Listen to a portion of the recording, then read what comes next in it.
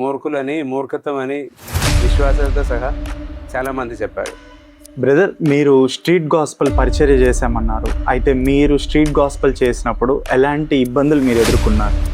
ఉదాహరణగా ఇంగ్లాండ్ నుంచి William Carey రావటం, లేకపోతే అడోని రామ్ జడ్సన్, డేవిడ్ లివింగ్స్టన్. చాలామంది పాస్టర్స్కి, బ్రదర్స్కి పరిచర్య చేసే వాళ్ళకి ఫండింగ్స్ వస్తున్నాయి, స్పాన్సర్షిప్స్ వస్తున్నాయి అని చెప్పారు. మీకు అలాగా ఏమన్నా వస్తున్నాయా బ్రదర్? స్పాన్సర్షిప్స్ కానీ ఫండింగ్స్ కానీ?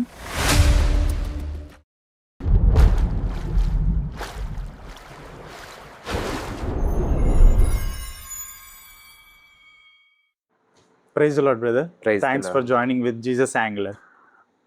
బ్రదర్, మీ గురించి మేము చాలా విన్నాం, చాలా తెలుసుకున్నాం. జీసస్ యాంగ్లర్స్ వ్యూయర్స్ కోసం మీరు మీ గురించి పరిచయం ఇవ్వగలరా? ఓకే. నా పేరు అనీష్ జార్జ్. నేను కేరళలో పుట్టి పెరిగాను. నా చదువు ఇవన్నీ అక్కడే జరిగింది. కానీ కొన్ని సంవత్సరాల క్రితం మన తెలంగాణ రాష్ట్రంలోకి రావటం జరిగింది. ఎందుకు వచ్చానంటే దేవుని కోసం సేవ చేయాలి అనే ఆశతో వచ్చాను. నేను నా ఫ్యామిలీతోనే ఇక్కడ ఉంటున్నాను. నాకు భార్య, 4 అబ్బాయిల్ని దేవుడు ఇవ్వడం జరిగింది. అలాగే తెలుగువారి మధ్యలో యేసుక్రీస్తుని సేవిస్తున్నాను. Brother, thanks for your intro. మీరు దేవుని గురించి ఎప్పుడు తెలుసుకున్నారు, ఎలా తెలుసుకున్నారు బ్రదర్? ఓకే, మంచి ప్రశ్న. దేవుని దయ వల్ల ఒక క్రైస్తవ కుటుంబంలో పుట్టాను. కానీ యేసుక్రీస్తు గురించి నాకు అంత తెలియదు. ఆ సమయంలో నేను ఒక ఆర్సిఎం కుటుంబంలో పుట్టాను. నా తల్లిదండ్రులు, ప్రత్యేకంగా తండ్రి, నాన్నగారు ఆ మతంలో చాలా భక్తి కలిగి ఉన్న వ్యక్తి. ఆయన చాలా ఆ సంఘం కోసం చాలా ప్రయాసపడే వ్యక్తి. అయినా నా నాన్నగారు చాలా బైబిల్ చదివిన నా నాన్నగారు బైబిల్ చదవటం విషయంలో చాలా ఉత్సాహం చూపించిన ఒక వ్యక్తి. మామూలుగా ఆర్సిఎం చర్చ్లో ఎవరు బైబిల్కి ప్రాముఖ్యత ఇవ్వరు. నా నాన్నగారు ఆ విషయం గురించి చెప్పినది ఏంటంటే, తన నాన్నగారు ఆ రోజులో బైబిల్ అంత అవైలబుల్ కాదు. ఆ టైంలో తాను రోజుకి ఒక అధ్యాయం అందరినీ కూర్చోబెట్టి చదువుతారని. ఎవరు? నా నాన్నగారు ఒక నాన్నగారు, గ్రాండ్ ఫాదర్, తాతగారు. ఆ తర్వాత నా నాన్నగారు అయితే నా నాన్నగారికి 15 సంవత్సరాలు ఉన్నప్పుడు తాతగారు చనిపోయారు. ఆయనే ఆ కుటుంబం ఒక భారాన్ని మోసుకున్నారు. అయినా దీని మధ్యలో దేవుని వదిలిపెట్టలేదు. ఈ వాక్యం చదవటం కంటిన్యూ చేశారు. ఒక ఫాదర్ గారు ఉన్నారు. ఈయనకి బైబిల్ చదివేటప్పుడు చాలా ప్రశ్నలు హృదయంలోకి వస్తూ ఉన్నాయి. తన ఏరియాలో ఉన్న ఫాదర్ గారి దగ్గర అడగటం జరిగింది. ఈ ప్రశ్న ఏంటి ఇలా, సో ఈ విషయం ఏంటి ఇలా, దీనికి ఆన్సర్ ఏంటి, ఇవన్నీ అడగటం జరుగుతుంది. కొన్ని విషయాలు వచ్చినప్పుడు ఫాదర్ గారు ఏం చెప్తున్నారంటే, అంతవరకు మనకు వెళ్ళే పర్మిషన్ లేదండి బాబు, మీరు అంత ఎక్కువ ఆలోచించకూడదు అని చెప్పారు. ఉదాహరణగా మరియమ్మ గారి గురించి, మధ్యవర్తుల గురించి, విగ్రహాల గురించి, ఇలాంటి కొన్ని ప్రశ్నలు అడిగినప్పుడు, ఏదైనా నాన్నగారు ఒక టీనేజర్గా ఉన్నప్పుడే కొత్తగా ఆ ఏరియాలో అలాంటి ఒక సంఘటన జరగలేదు. ఏంటంటే బైబిల్ క్లాస్ అనేది ఆర్సిఎం చర్చ్లో పెట్టడం అసలు లేదు ఆ సమయంలో. నాన్నగారు అడిగిన కాబట్టి ఆయనే కొంతమంది టీనేజర్స్, యవ్వనస్తుల్ని పిలిచి ఇన్వైట్ చేసి అలాగ ఒక బైబిల్ స్టడీ ప్రారంభించారు. కానీ ఇలాంటి కొన్ని ప్రశ్నలు వచ్చినప్పుడు ఫాదర్ గారికి కూడా ఏం చెప్పడం కుదరలేకపోతున్నారు.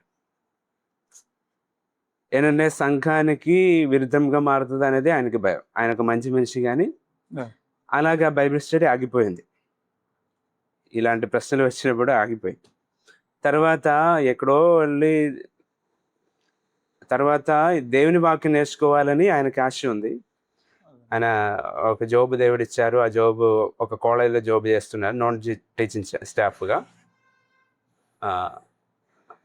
అక్కడే జాబ్ తర్వాత ఇంటికి వచ్చేసరికి కొంతమందితో మెయిన్ రోడ్‌కి కొంచెం కాలేజ్ నుంచి కొంచెం నడవాలి. నడిచి వచ్చేటప్పుడు తన కొలీగ్స్‌తో పాటు ఇలా నడిచి వచ్చేటప్పుడు ఆపోజిట్ సైడ్ నుంచి ఒకరు వస్తున్నారు.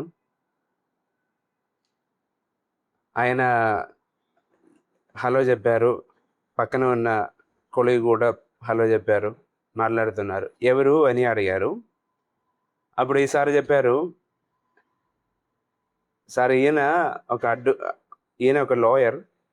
ఈయన ఒక లాయర్ గారు. మొదటి శతాబ్దంలో ఉన్న రీతిలో వాక్యం నేర్పించే వ్యక్తి ఈయన. ఓకే. ఫస్ట్ సెంచరీలో ఏ విధంగా వాక్యం నేర్పిస్తారో ఆ విధంగా వాక్యం నేర్పించే వ్యక్తి ఈయన అని చెప్పారు. అయితే అది బాగుంది కదా, నేను ఇలాంటి ఒకరి కోసం వెతుకుతూ ఉన్నాను అని చెప్పారు. దానికేముంది, మనం వెళ్దాం, ఈరోజు బైబిల్ స్టడీ ఉంది అని చెప్పారు. ఆయన వారిద్దరూ యూటర్న్ తీసుకొని అంటే నడిచి వస్తున్నారు. తిరిగి వెళ్ళారు. ఆ రోజు బైబిల్ స్టడీ ప్రారంభించారు. ఆ రోజు నుంచి ఆయన బైబిల్ స్టడీ మీటింగ్ కంటిన్యూ చేశారు. అక్కడ నుంచి ఆయన నా నాన్నగారు దేవుడు ఎవరు, అర్థమైంది. రక్షణ అంటే ఏంటి, ఇవన్నీ అర్థం చేసుకుంటున్నారు. ఆయన దగ్గర నుంచి నేను ఈ సత్యాలు నేర్చుకున్నాను. ఒక సాయంత్రం పూట సండే స్కూల్ ఇవన్నీ నేను చిన్నవాడు సండే స్కూల్కి వెళ్తుండే కూడా ఒక సాయంత్రం పూట ఆయన నాకు ఈ విషయాలు నేను కూడా ఏదో ఇలాంటి పరలోకం సంబంధించిన కొన్ని విషయాలు అడిగాను. అప్పుడు ఆయన దానికి జవాబుగా దేవుడు ఎవరు, మన పరిస్థితి ఏంటి, ఈ లోకాన్ని సృష్టించిన దేవుడు పరిశుద్ధుడు, మనమైతే పాపానికి జీతం మరణం, ఆ తర్వాత తీర్పు ఉంది, తర్వాత నరకం అనే శిక్ష ఉంది. ఆ నరక శిక్ష నుంచి తప్పించే వ్యక్తి ఒకరే ఉన్నారు, ఆయనే యేసుక్రీస్తు. ఆయన మీ పాప శిక్ష భరించి మరణించి తిరిగి లేచారు. ఇది మీరు నమ్మితే చాలు, పరలోకం పోవచ్చు, మీకు పాప క్షమాపణ దొరుకుతుంది. ఈ విషయాలు చెప్పడం జరిగింది. ఆ రాత్రి ఒక సాయంత్రం పూట 7ంటికి నేను యేసుక్రీస్తే నా దేవుడు, ఆయనే పాప క్షమాపణ ఇచ్చే, నరకం నుంచి రక్షించే రక్షకుడని నమ్మాను. ఆ విశ్వాసాన్ని తెలియజేశాను. అలాగే నేను దేవునిలోకి వచ్చాను, దేవునికి బిడ్డగా మారాను. చాలా బాగా చెప్పారు మనీష్ గారు. అయితే మీ నాన్నగారు మీకు ఎలా నేర్పించారని మీ చిన్నప్పటి విషయాలన్నీ బాగా చెప్పారు. అయితే చాలామంది ఈ జనరేషన్లో డాక్టర్ అవ్వాలి, ఇంజనీర్ అవ్వాలి, ఎంబీబీఎస్ చదవాలి, ఇలా చాలా ఆలోచనలు ఉంటాయి. మిమ్మల్ని ఏ విషయం దేవుని వైపు మళ్ళించి మిమ్మల్ని పాస్టర్ గారు అయ్యేలాగా చేసింది? ఎలా అంటే అక్కడ కూడా నా నాన్నగారి గురించి స్టార్ట్ చేద్దా అంటే, ఎలా అంటే నాన్నగారు కొన్ని పుస్తకాలు, ఆయన బైబిల్ నేర్చుకోవటం ఇష్టం ఉంది కదా ఆయనకి. ఆయన దానికి సంబంధించిన కొన్ని పుస్తకాలు తీసుకొచ్చేవారు. దానిలో లైఫ్ హిస్టరీస్ ఉన్నాయి, జీవిత చరిత్రలు, మిషనరీస్, దేవుని సేవించేవారు ఒక జీవిత చరిత్రలు. దానిలో చాలామంది హతసాక్షులు, కరెక్ట్, ఇలాంటి వారి యొక్క జీవితం నేను చదివాను, జీవితం గురించి చదివాను. ఈ పుస్తకాలు చదవడం ద్వారా దేవుని సేవ ఏంటి, దేవుని సేవించడం అంటే ఏంటి అనేది కొంతవరకు నాకు అర్థమైంది. మొత్తం అర్థం కాలేదు, కానీ ఇది బాగుంది అనేది నాకు అనిపించింది. వారు తమ ప్రాణమే దేవుని కోసం అప్పగించారు, చాలా కష్టపడ్డారు, దేవుని రాజ్యం కోసం చాలా ప్రయత్నాలు చేస్తారు అనే విషయం అక్కడే ఆ పుస్తకాల ద్వారా నాకు అర్థమైంది. ఇలాగే జీవిస్తే బాగుంది అనే ఒక ఆలోచన అక్కడే ప్రారంభించింది. కానీ నా చదువు అవన్నీ జరుగుతూ ఉంది. ఆ మధ్యలో నాకు పాటలు చాలా ఇష్టం. నాకు కూడా వాక్యం వినేవారు, వాక్య పరిచర్లు అంటే ప్రసంగాలు వినటం. కొద్దిసేపులో కొన్ని పాటలు నాతో మాట్లాడుతున్నట్లుగా నాకు అనిపిస్తుంది. కరెక్ట్. తర్వాత కొద్దిసేపులో వాక్యం చదివేటప్పుడు కొన్ని చోట్ల వచ్చి ఆగుతుంది. అక్కడ మరలా నా మనసు ఆగుతుంది. దేవుడు నాతో మాట్లాడుతున్నారని అనిపిస్తుంది. గోధుమ గింజ మట్టిలో పడిపోయి చచ్చిపోవట్లేదే, అది దాని ద్వారా ప్రయోజనం లేదు, చచ్చిపోతే ఫలం వస్తుంది అని ప్రభు చెప్పటం, ఇలాంటి కొన్ని ఉన్నాయి. కొన్ని వచనాల మీద బాగా అది నన్ను బాగా స్ట్రైక్ చేసింది. తర్వాత కొన్ని దేవుని సేవకులు మాట్లాడేటప్పుడు వాక్య పరిచయం మధ్యలో నాతో మాట్లాడుతున్నారు, నా జీవితం ఆయనకు కావాలి అని నాకు డైరెక్ట్ చెప్తున్నట్లుగా నాకు అనిపిస్తుంది. అవన్నీ ఉండే కూడా నేను నన్ను దేవుని చేతిలోకి అప్పగించలేదు. ఇవన్నీ వింటున్నప్పుడు నేను అందరికీ ఇలాగే అనిపిస్తుండొచ్చు. ఇవన్నీ వింటున్నప్పుడు అందరికీ ఇలాగే నాలాగా అనిపిస్తుండవచ్చు అని అవును. ఆలోచించాను. నాకు ఫ్రెండ్స్ ఉండే ఆ ఫ్రెండ్స్ దగ్గర అడుగుతాను, మీకు ఏదైనా ప్రత్యేకంగా ఈ మెసేజ్ విన్నప్పుడు ఏదైనా అనిపించిందా అని అడగటం. ఏమని మామూలుగా మెసేజ్ విన్నాను అని వారు చెప్తున్నారు. అప్పుడు నాకు మరలా డౌట్, ఇది నా దగ్గర దేవుడు ప్రత్యేకంగా మాట్లాడుతుంది కదా, అది కన్ఫర్మ్ చేయడానికి నేను అడుగుతున్నాను, ఫ్రెండ్స్ కూడా అలాగ అనిపిస్తుందా అని. ఏదైనా కొన్ని వాక్య పరిచయాల ద్వారా, కొంతమంది యొక్క జీవిత చరిత్ర ద్వారా, పాటల ద్వారా దేవుడు నిన్ను నాకు కావాలి అని అది చాలాసార్లు విన్నాను. అయినా నాకు కొంచెం విశ్వాసం తక్కువ. ఎలా బ్రతుకుతుంది, ఏ ఇన్కమ్ ఏంటి, ఒక భవిష్యత్తులో పెళ్లి చేయాలంటే, కుటుంబాన్ని పోషించాలంటే ఏం చేయాలి, అలాంటి ఎక్స్పీరియన్స్ నాకు ఎవరిని చూసి తెలుసుకోవడానికి ఏం లేదు. కొంతమంది దేవుని సేవిస్తుందే కూడా జోబుతో పాటు సేవ చేసేవారు. అప్పుడు అది ఆ విశ్వాసం అంత లేదు కాబట్టి అలాగ నేను ఆగాను, సమర్పించుకోలేదు, దేవుని చేతిలోకి ఇవ్వలేదు. అయినా ఒకటే నాకు తెలుసు, ఈ ప్రపంచాన్ని ఒక మాట చేత కలిగజేసిన దేవుడు, ఇవన్నిటిని నియంత్రిస్తున్న దేవుడు, అందరిపైన అధికారి అయిన ఆ దేవుడు ఈ లోకానికి వచ్చి నా కోసం, పాపి అని నా కోసం చనిపోవాలంటే అది ఎంత పెద్ద ప్రేమ. ఆ ప్రేమకి బదులుగా నా ప్రాణం కూడా అప్పగిస్తే సరిపోదు, ఎందుకంటే ఆయన దేవుడు. నాలాంటి ఒక మనిషి నా కోసం చనిపోతే అది గొప్ప విషయం. కానీ దేవుడు వచ్చి నా కోసం ప్రాణం పెట్టడం, అవునండి, అప్పుడు నా ప్రాణం కూడా సరిపోదు అనే విషయం నాకు లోపల ఉంది. కానీ నేను ఈ చిన్న చిన్న అవిశ్వాసాలు, ధైర్యం లేకపోవడం ద్వారా ఆగాను. ఒకరోజు నా ఇంటిలో కుటుంబ ప్రార్థన అంటే కాటేజ్ మీటింగ్ జరిగింది. సంఘ సభ్యులందరూ వచ్చారు. దానికి ముందు కూడా చాలామంది వచ్చి అంటే నా దగ్గరికి వచ్చి మీ గురించి మేము చాలా కోరుతున్న ఒక విషయం, దేవుని సేవ చేయాలి మీరు అనేది నేను ప్రార్థిస్తున్నాను, కోరుతున్నాను అలాగే చెప్పేవారు. అంటే చెప్పడం జరిగింది. ఆయన నేను ఎలా చేస్తాను అనే ఒక ఫీలింగ్. ఒకటి నాకు సామర్థ్యం తక్కువ, ప్రసంగం చేయటం ఇదే నా వల్ల కాదు. కొంచెం సిగ్గుతో సమాజం ముందు నేను అంత ఎక్కువ మాట్లాడను. కొంచెం సిగ్గుతో ఉండేవారు. ఎలా జనాల్ని ఫేస్ చేయటం ఎలా, అలాంటి కొన్ని ఆలోచన నాకున్నాయి. అది మాత్రం కాదు, ఫ్యూచర్ గురించి ఈ విషయాల గురించి కూడా ఆలోచించి నేను ఆగుతున్నాను. ఆ రోజున అక్కడ కాటేజ్ మీటింగ్ జరిగింది. ఆ రోజు కూడా దేవుని పిల్లలు వచ్చి నా కోసం కూడా ప్రార్థన చేశారు. ఇతన్ని దేవా మీరు మీ సేవ కోసం పిలవండి అని ప్రార్థన చేసేది విన్నాను. ఈ మధ్యలో ఈ దేవుడు నాతో మాట్లాడుతున్నప్పుడు ఆ ఒత్తిడి, పరిశుద్ధాత్మ యొక్క ఆ ఒత్తిడి నాలో పెరిగి వస్తుంది. ఆ రోజు అందరు వెళ్ళిపోయినాక నా రూమ్లోకి వెళ్ళి నేను అక్కడే దేవునికి చెప్పాను, ప్రభువా మీకోసం నేను బ్రతుకుతాను, నా జీవితాన్ని మీకే ఇస్తున్నాను అని చెప్పడం జరిగింది. ఆ సమయంలో చాలా ప్రశాంతమైన ఒక ప్రత్యేకమైన అనుభవం, అంటే ఒక ఫీలింగ్ నాకు అనిపించింది.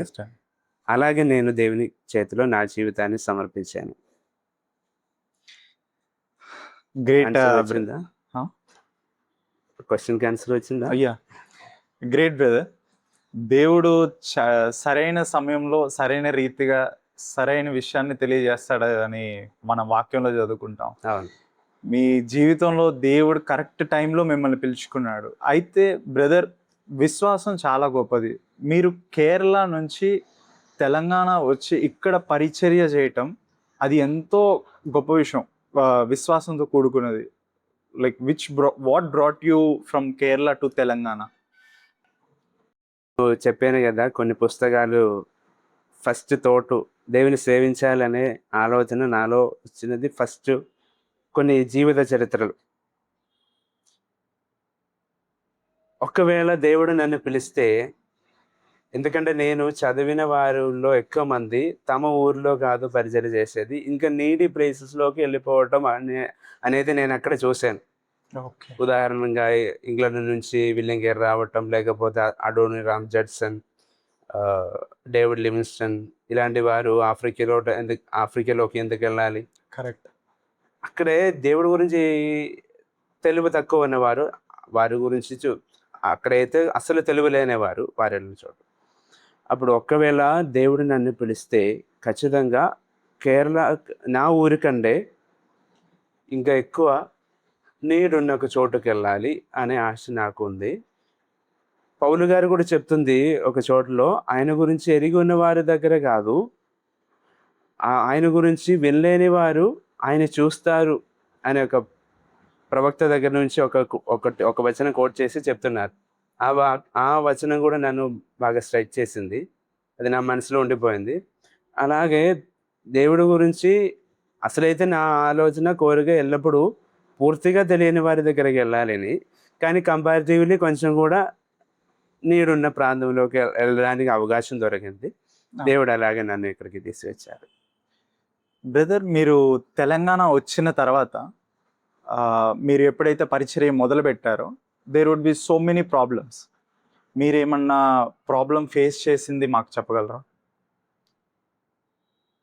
ప్రాబ్లమ్స్ ఉన్నాయి అనిపించింది. ఒకటి, మా ఊర్లో ఉన్న క్లైమేట్ కాదు ఇక్కడే, ఫస్ట్ స్టార్టింగ్లోనే అది కొంచెం భయం ఉంది.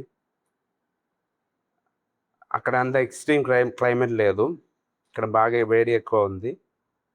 తర్వాత ఇక్కడికి వచ్చేటప్పుడు భాష అసలు తెలియదు. పరిచయం చేయాలంటే భాష తెలియకుండా ఎలా? చాలా కష్టం, కుదరదు కదా. ఇక్కడ ఉన్న కల్చర్ తెలియదు, అక్కడ ఉన్న కల్చర్ ఇక్కడ ఉన్న కల్చరు చాలా చాలా డిఫరెన్స్ ఉంది. ఇలాంటి కొన్ని విషయాలు ఉన్నాయి. కానీ ఇవన్నిటిలో దేవుని కృప ఇవన్నిటిని దాటి వెళ్ళడానికి సహాయం చేస్తుంది అనేది ఒకటి మనసులో ఉంది. అక్కడ నుంచి బయలుదేరే ముందు డిసైడ్ అయిన సమయం కొన్ని నెలల ముందు నేను నా భార్య ఇద్దరు కూర్చొని కొన్ని ప్రార్థనా అవసరాలు డైరీలో రాసాం. దాదాపు ఒక 10 ఉన్నాయనుకున్నాను.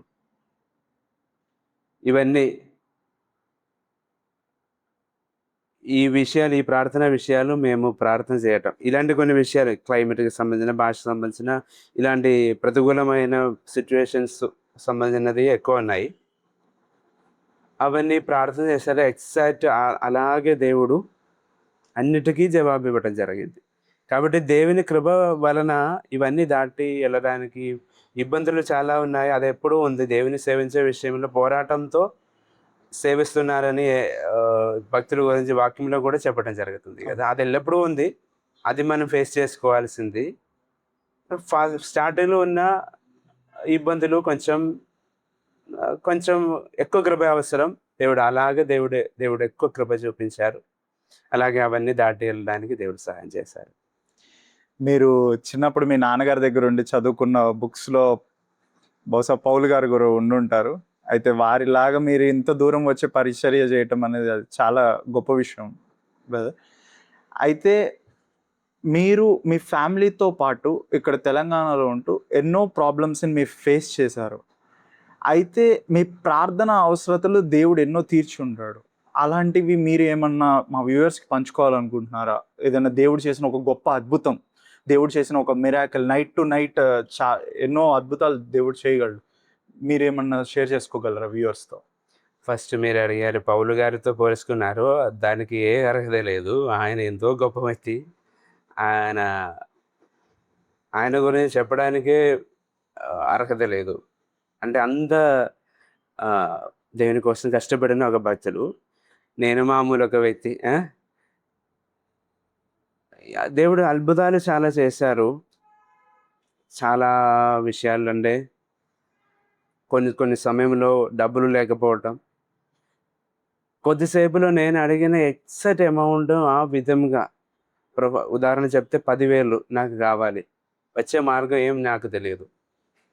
10,000 కావాలంటే 10,000 కరెక్ట్ 10,000 కాకుండా 11,000 కాదు, 9,000 కాదు, ఎగ్జాక్ట్ అమౌంట్ నా దగ్గర దేవుడు ఇవ్వటం జరిగింది. అమౌంట్ విషయంలో అదేంటంటే నేను ఇప్పుడు మామూలు కొంతమంది అయితే డైరెక్ట్గా కానీ ఇండైరెక్ట్గా కానీ ఏదో ఒకటి కొదువు ఉంది, సహాయం కావాలి, లేకపోతే ఏదో ఒకటి నీడు ఉందనేది ఇండైరెక్ట్గా కానీ డైరెక్ట్గా కానీ ప్రార్థన అవసరత చెప్పేవారు ఉన్నారు. ఇవన్నీ ఉండే కూడా నేను ఒకటి నేర్చుకున్నది ఏంటంటే, జార్జ్ మ్యూలర్ అనే ఒక మనిషి ఉన్నారు, ఒక భక్తుడు. ఆయన ఒకప్పుడు తన పరిచర్లో సాలరీ ఉండేది ఆయనకి. ఒకరోజు ఆయన చెప్పారు, నాకు సాలరీ ఇంకా వద్దు, మీకు ఏదైనా ఇవ్వాలని అనిపిస్తే ఒక బాక్స్ ఇక్కడ పెడతాను, దానిలో వేయండి అని చెప్పారు. మూర్ఖులని, మూర్ఖత్వం అని విశ్వాసంతో సహా చాలామంది చెప్పారు. కాదు, నేను నా దేవుని నమ్ముతున్నాను, ఆయన నన్ను పోషిస్తారు అని ఆయన చెప్పి అదే కొనసాగించారు. ఆ దేవుడు తన్ను పోషించారనేది మాత్రం కాదు, 10,000 మందికి అనాథులకి రోజు అన్నం పెట్టడానికి కావాల్సినది, డ్రెస్సు, అన్ని నీడ్స్ చేయడానికి ఆయన ఇచ్చారు. ఈ చరిత్రలన్నీ చూసిన కాబట్టి దేవుడు నమ్మకస్తుడు అనేది నా మనసులో ఉండిపోయింది. నా నీతిమంతుడు విశ్వాసం ద్వారా బ్రతుకుతారు అనే వచనం చాలాసార్లు బైబిల్లో రాసి ఉంది. దాని మీద ఆధారపడ్డాను. అలాగే ఫైనాన్షియల్ విషయాలు, మిగతా విషయాలు అన్నిటిలో దేవుడు అలాగే పట్టుకొచ్చారు. Great brother. అయితే విశ్వాసం చాలా గొప్పది. దేవుడు అద్భుతాలు చేసినప్పుడు మనం విశ్వాసం చూపిస్తాం. ఈ జనరేషన్లో సహనం, ఓపిక ఇవన్నీ తక్కువగా ఉండి యథార్థంగా దేవుడి కోసం జీవించడం అనేది ఎవరు ఒప్పుకోరు. అయితే మీరు వ్యూయర్స్కి కానీ, ఈ జనరేషన్లో ఉన్న టీనేజర్స్కి కానీ వీళ్ళకి ఏం చెప్పాలనుకుంటున్నారు బ్రదర్? విశ్వాసం ఎలా చూపించాలి, నీతిగా, న్యాయంగా, యథార్థంగా దేవుడి కోసం ఎలా బ్రతకాలి? మంచి ప్రశ్న మీరు అడిగారు. ఈ ప్రశ్నకి ఆన్సర్ బైబిల్లోనే ఉంది. అదే నాకు కూడా చెప్పాలనిపిస్తుంది. ఈ జనరేషన్ ఎలా అంటే మాక్సిమం ఎంజాయ్ చేయటం, ఇంకా ఏముందా లేదా అనేది మనకు తెలియదు కదా. కాబట్టి మాక్సిమం ఎంజాయ్ చేసి జీవించాలి అనేది యవనస్తులందరూ ఆలోచిస్తున్నారు. కానీ బైబిల్ చెప్పేది ఏంటంటే, జ్ఞాని అయిన సోలొమన్ గారు ఇలా చెప్తున్నారు, తన లైఫ్ అంతా చాలా కావాలనుకున్నది అంతా ఎంజాయ్ చేసి జీవించిన ఆ వ్యక్తి అన్ని వ్యర్థమే అని చెప్తున్నారు. వ్యర్థం అని చెప్తున్నారు. కావాల్సిన ఒక్కటే నేను మీకు నేర్పిస్తా, దేవుని భయపడి ఆయన దారిలో నడు. మనం చేసే ప్రతిదాన్ని బట్టి దేవుని దగ్గర లెక్క చెప్పాల్సింది. కాబట్టి దేవుని భయపడి జీవించటమే మంచిది అని ఆయన చెప్తున్నారు. కాబట్టి మనిషి కంటికి కనపడుతున్న రీతిలో అనిపిస్తున్న అదే రీతిలో బ్రతికితే ఒకరోజు ఇవన్నిటికి సంబంధించిన ఒక లెక్క సంబంధించిన లెక్క దేవుడు అడుగుతారు. కాబట్టి దేవుని భయపడి ఉండటమే బెస్ట్. థ్యాంక్ యూ బ్రదర్, చాలా గొప్ప మాట చెప్పారు. బ్రదర్, మీరు ఇనిషియల్గా స్టార్టింగ్లో పరిచర్య స్టార్ట్ చేసినప్పుడు అది ఎలా స్టార్ట్ చేశారు బ్రదర్ ఇక్కడ తెలంగాణలో? ఇక్కడ పరిచర్య నాతో పాటు అంటే ఇక్కడ నాకు పరిచయం ఉన్న సేవకులు ఉన్నారు, వారితో పాటు ఉండి వారు ఒక హెల్ప్ తీసుకొని ఈ ప్రాంతంలో కొంతవరకు తిరిగినాక మాత్రం ఈ ప్రాంతం కొంచెం అర్థమైంది. ఇప్పుడు కూడా నేను వారితో పాటే పరిచర్య చేస్తున్నాను. ఒకనే కాదు, ఇదొక టీం వర్క్గా చేస్తున్నాను. దేవుడు కూడా ప్రభు కూడా పంపించినప్పుడు అలా ఒక టీమ్గా పంపించారు కదా. అలాగే ఇక్కడ వచ్చి భాష నేర్చుకోవటం, పరిచర్య ప్రారంభించడం, ఇవన్నిటిలో ఇక్కడ ఉన్న సంఘ సభ్యులు, సేవకులు అందరూ ఒక హెల్ప్తోనే నడుస్తుంది. ఇక్కడైతే నేను రెండు భాగంగా నా పరిచర్య ముందుకు వెళ్తుంది. ఒకటి, సంఘములో ఉన్న సంఘస్థులు క్రీస్తు శిష్యులుగా మారాలి, అదొకటి. ఇంకా బయట ఉన్నవారు నిజమైన దేవుడు ఎవరనేది అర్థం చేసుకోవాలి. తమ సృష్టికర్త ఎవరు, తమ జీవితంలో రాబోతున్న పెద్ద సమస్య అయిన పాపం యొక్క శిక్ష, నిత్య నరకం నుంచి ఎలా తప్పించబడాలి అనేది వారికి చెప్పటం. ఈ రెండు ఏరియాలో నా పరిచర్య ఎక్కువగా ఫోకస్ చేసి పెడుతున్నాను. సంఘంలో ఉన్న వారిని శిష్యులుగా మార్చటం, బయట ఉన్న వారికి యేసుక్రీస్తు గురించి పరిచయం చేయటం. చాలా గొప్పగా చెప్పారు బ్రదర్. మీరు స్ట్రీట్ గాస్పల్ పరిచర్య చేశామన్నారు. అయితే మీరు స్ట్రీట్ గాస్పల్ చేసినప్పుడు ఎలాంటి ఇబ్బందులు మీరు ఎదుర్కొన్నారు? ఖచ్చితంగా చాలాసార్లు ఎప్పుడైతే ఇబ్బందులు కలిగిందో అప్పుడు ఒకటే చేయడానికి ఉంది, నాతో పాటు ఉన్న ప్రభు దగ్గర అడగట, ప్రభువా ఇక్కడ ఎలా మేనేజ్ చేయాలనేది తెలియదు, మీరే మేనేజ్ చేయండి, మీరే వారిని కంట్రోల్ చేయండి అని చెప్పటం. అనేకమైన సిచ్యువేషన్లో మనం ఒకటే చేసాము, ప్రేయర్ ఒక్కటే. మాట్లాడడానికి మనం వెళితే అది మరి ఎక్కువ పెద్ద సమస్య అవుతుందని తెలుసు. ప్రభుతో మౌనంగా మాట్లాడటం, అదే నిమిషంలో దేవుడు చాలా అద్భుతకరమైన రీతిలో వారిని ఆపటం, లేకపోతే వారిని కంట్రోల్ చేయడానికి ఇంకా ఒకరిని దేవుడు పంపించటం. ఇది చాలాసార్లు అనుభవించాను. ఒకసారి, అనేక సార్లు ఉంది కానీ ఒకసారి నేను గుర్తుంది, ఒక వ్యక్తి దగ్గర నేను సువార్త చెప్పడానికి వెళ్ళాను. ఆయన చాలా హేళన చేశారు. మీరు డబ్బులు తీసుకొని ఏదో ఒకటి చేస్తున్నారు అని చాలా చెప్పారు. నేనేం చెప్పలేదు, దేవుడు మిమ్మల్ని దీవించును గాక అని చెప్పి అదొకటే చెప్పి బయలుదేరాను. వచ్చే వారం కొన్ని రోజుల తర్వాత నేను అదే దారిలో వెళ్ళాను. వారిని కలవడానికి కాదు, వారిని కలవాల్సిన అవసరం లేదు కదా, కానీ పక్కన ఉన్న వారు చెప్పారు ఆయన 2-3 రోజుల తర్వాత చనిపోయారని. మరొక అనుభవం ఏంటంటే, ఒక వ్యక్తి తన ఇంటి ముందు నిలిచి చాలా గట్టిగా మాట్లాడేవారు. ఏమనకుండా నేను అలాగే వెళ్తాను, తిరిగి వస్తాను, మరలా వెళ్తాను, వేరే ఇంటికి వెళ్తాను. ఒకరోజు వారు వచ్చి ప్రేయర్ చేస్తూ ఉన్న వారికి మంచి మనసు ఇవ్వండి ప్రభు అని చెప్తూ ఉన్నాను. ఆ వ్యక్తి కొన్ని వారాల తర్వాత మా దగ్గర వచ్చి మంచిగా మాట్లాడటం, మా ఇంటికి రండి, ఆ తర్వాత మేము ఎప్పుడు వెళ్తే కూడా వారి ఇంటికి రావాలి, వారి కోసం ప్రార్థన చేయాలి, చాలా సంతోషంగా స్వీకరించడం జరిగింది. ఇది చాలా అద్భుతకరమైన విషయం. అంత గట్టిగా మాట్లాడే వ్యక్తి ఆ విధంగా మమ్మల్ని స్వీకరించే మనసులోకి వచ్చారు. ఒక్క సైడ్లో ఇలా జరిగింది, ఏది మమ్మల్ని వ్యతిరేకించి హేళన చేసిన వారిని దేవుడు తీసేశారు, అదొకటి ఉంది ఒక సైడ్లో. కొంతమంది అయితే అలాగే దేవుడు చేస్తారు, కొన్ని చోట్ల అయితే వారి యొక్క మనసుని దేవుడు మారుస్తారు. అనేకమైన సిచ్యువేషన్లో దేవుడు ఇలాగ అద్భుతాలు చేయటం చూశాను.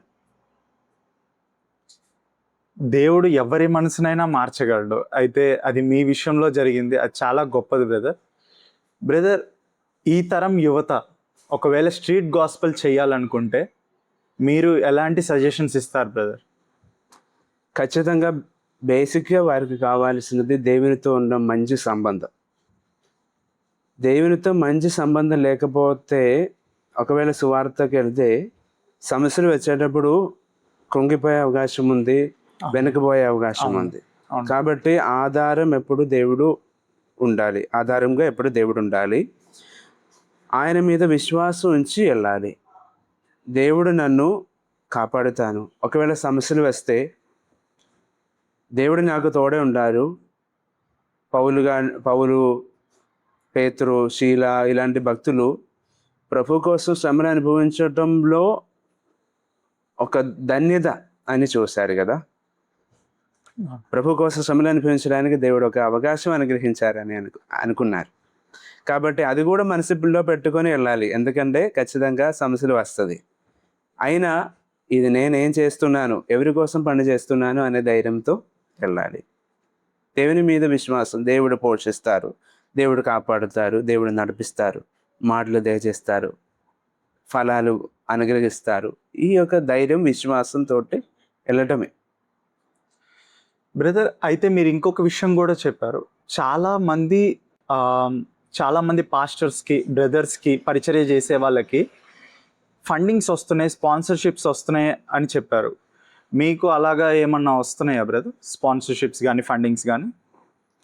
ఇప్పుడు దాకా ఎవరు నాకు ఒక 100 రూపాయలు నెలకి ఇస్తాం అని చెప్పలేదు, పరిచర్య ప్రారంభించినప్పటి నుంచి ఇప్పటి వరకు. ఇచ్చేవారు ఉన్నారు కానీ ఎవరు ఈ ఒక సాలరీ లాగా నాకు ఇస్తాం అనేది గ్యారంటీ చెప్పిన వారు లేదు. ఏ మనిషి మీద ఆధారపడి కాదు పరిచర్య చేసేది.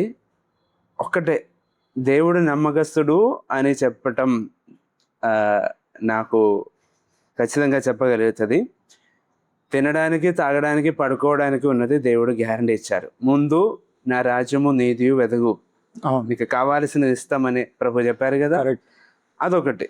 ఇంకా ఆర్భాడంతో లగ్జూరియస్ లైఫ్ జరపడానికి దేవుడు ఇస్తారనేది దేవుడు గ్యారంటీ చేయలేదు.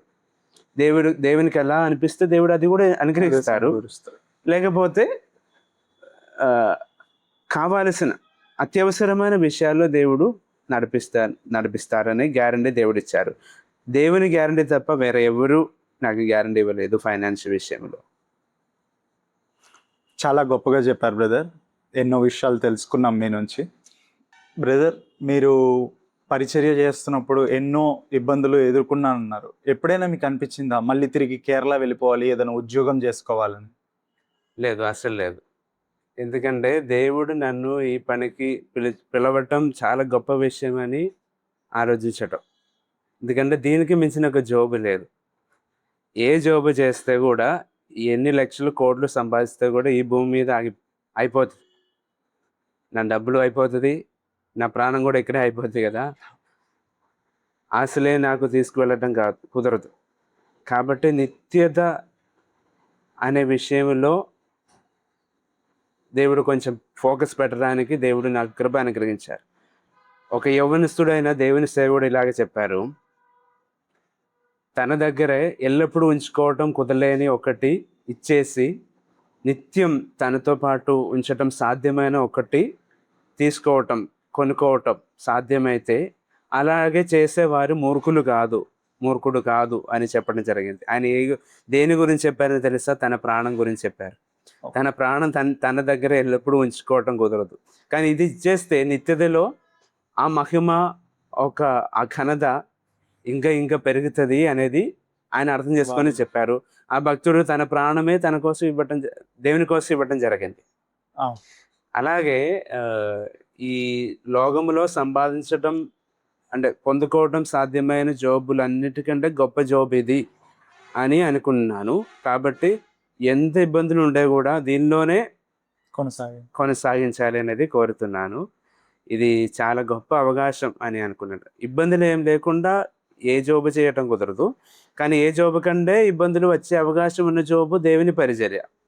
బయట చూస్తే మంచి డ్రెస్ వేసుకొని మంచిగా కారులో ప్రయాణం చేయటం గురించి అవన్నీ చూసి చాలా బాగుందని చెప్పే అవకాశం ఉంది. కానీ దేవుని సేవ నిజంగా చేస్తే, నిజాయితీగా చేస్తే ఖచ్చితంగా ఇబ్బందులు వస్తుందని దేవుని వాక్యం కూడా చెప్తుంది. ప్రాక్టికల్గా నేను అనుభవిస్తున్నాను.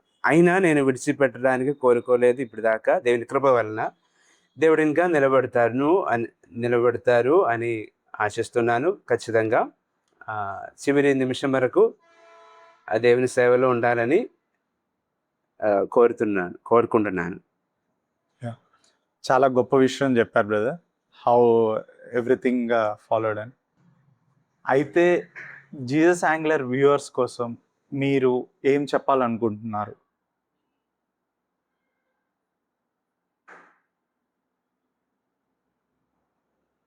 మీకు చెప్పాలనుకున్నది ఏంటంటే, మనల్ని బాగా ప్రేమించే ఒక దేవుడు ఉన్నారు. ఆ ప్రేమ దేనితో పోల్చుకోవటం కుదరదు. ఎందుకంటే ఆయన ప్రేమ చాలా గొప్పది. ఆయన సృష్టికర్త అని ఒక మాట చెప్పినప్పుడు ఈ భూమి ఆకాశం కలిగింది. ఆ తర్వాత మనిషిని తయారు చేశారు. ఒక్కొక్క క్రమం నియమించారు. క్రమం తప్పి దారి తప్పిపోయిన మనల్ని ఆయన రక్షించడానికి ఈ లోకానికి వచ్చారు. వచ్చారనేది మాత్రం కాదు, మన కోసం ఆయన తన ప్రాణాన్ని పణంగా పెట్టడం జరిగింది. అవును. మనం చేసిన ప్రతి పాపమును నిమిత్తం ఆయన శిక్ష భరించారు. ఒకటి ఆయన సృష్టికర్త, ఆయన అధికారి, తర్వాత ఆయన న్యాయాధిపతి, న్యాయమూర్తి.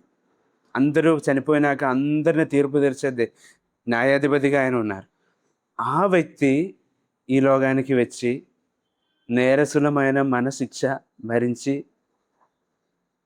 రక్తం చిందించి ఘోరమైన శ్రమలు అనుభవించి చనిపోవటం అనేది ఎంత గొప్ప విషయం. ఇది మీరు కూడా అర్థం చేసుకోవాలని నేను ఆశిస్తున్నాను. ఇది మీరు కూడా అర్థం చేసుకోవాలని నేను బాగా కోరుతున్నాను. ఎందుకని తెలుసా? ఒకరోజు మీకు నాకు మరణం వస్తుంది. ఒక్కరోజు మీ ముందు నా ముందుకి మరణం అనే శత్రువు వస్తుంది. కానీ మరణాన్ని జయించిన యేసుక్రీస్తుతో మీకు సంబంధం ఉండే. ఆ మరణాన్ని జయించడం సాధ్యం. మరణ తర్వాత జరగబోవు తీర్పు మీకు అవాయిడ్ చేయడం సాధ్యం. ఘోరమైన నరకం అనే అగ్నిగుండంలో నిత్యకాలం ఉండకుండా నిత్యకాలం పరలోకంలో ఉండటం సాధ్యం. అయితే జీసస్ యాంగ్లర్స్ ఈ వారం అనీష్ జార్జ్ గారి గురించి పరిచయం చేసింది.